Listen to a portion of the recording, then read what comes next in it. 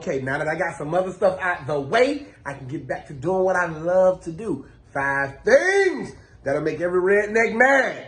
These are your warnings. 1, try to tell them how to raise their kids. This can be taken to every kind of community or culture, but it's different with rednecks because rednecks raise their children based on how their parents raised them and based on how their grandparents raised their parents. And for you to tell them that they not raising their kids right is you calling their parents dumb, which is calling their granddaddy dumb, which is saying their granddaddy didn't know the hell he was doing. He was raising your homeboy dad, and your homeboy dad didn't know what he was doing. He was raising him, which is questioning like 4 lines of generations. If you really want to disrespect and piss off and have your teeth knocked out and replaced with wooden pegs and Monopoly dice and stuff, tell them they ain't raising their kids right. Number 2, disrespect man's best friend, aka their dog. Well, a couple years ago, this movie named John Wick came out, and John Wick went crazy after somebody messed with his dog, right? And I was like, nobody would ever go that crazy over a dog. It's a dog. Nah. Bark at a redneck dog in the wrong way. Mess with a redneck. Disrespect a redneck's pet. And they would, friendship over dead. I've seen relationships die. I've seen men and women split up a hard down fight in a Hooters parking lot. Just what you say about my damn dog? We've had that dog for 10 years. You and that dog can go to hell.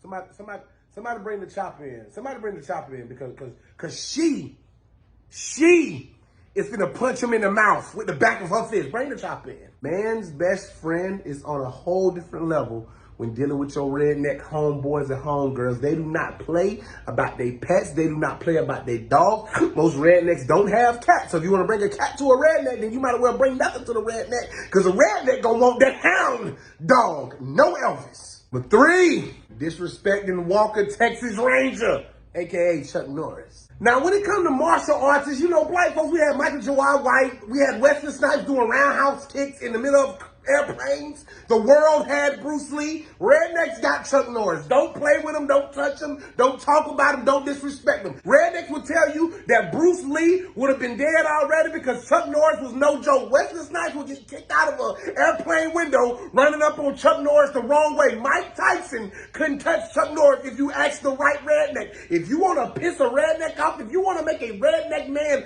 angry, if you want to make him never want to speak to you again, tell him Chuck Norris couldn't beat Pee Wee Herman in a Michael Jackson costume on a Thursday. I might get shot in the face for saying that on camera right now. I ain't saying Chuck Norris will lose to nobody. What I am saying is Chuck Norris is God, Jesus, the Holy Spirit, Chuck Norris to a redneck.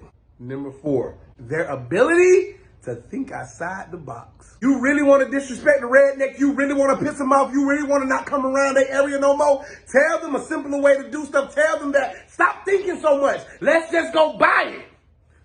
Just go buy it. Just use your damn imagination. Use your mind. What's wrong with you? See, that's the reason most people are lazy, because y'all don't want to think. Now you have a zip tie, you have a rope, you got duct tape. All you said was, Josh, you wanted a brand new house. We can't build a house with rope, duct tape, and a zip tie. Watch me. That's your problem. You don't like to use your mind. You people are lazy these days. What the hell you mean, you people? You non-redneck. Why you always trying to make it about race, Josh Pray? The person that discovers everything is a redneck because they gonna think outside that box. When a box was created, you humans stood inside of it, or redneck stood outside that box and said 4 walls, a roof, and a bottom. I want to make a sphere. Y'all can have a box. I'll be right back. And number 5. Not even gun rights. Call a redneck racist. With all of these stereotypes and generalizations of cultures over the course of history, calling a redneck racist for absolutely no reason, with no merit behind it, for just being a part of a culture that goes outside and farms and hunts and gathers and builds stuff and minds their business and sports what they want to sport and support who they want to support. Call them racist. You want to get in an argument about everything? Call them racist. Call them, because then they go delve into history that you don't even know about. They go talk about Tupac, mama and daddy. They go talk about the kings and the queens of Egypt. They go tell you about your melanin skin and how you could drink more sun if you stood in the sun a little bit longer. They go tell you the good stuff to put on your hair so your afro can flourish in real life. Call them racist. You really want to be upset? You really want to get their dog sick on you? You want them to go dig up their granddaddy from 400 years ago so he can be pissed off because he raised his children right not to be racist, but to be strong in their belief, but not to be racist because racism don't exist in that culture. And for those who are racist because they ain't true rednecks, they just racist, don't call it. These are the 5 things to avoid if you want peace in your relationship with your redneck homie. And it's not black, white, it's redneck.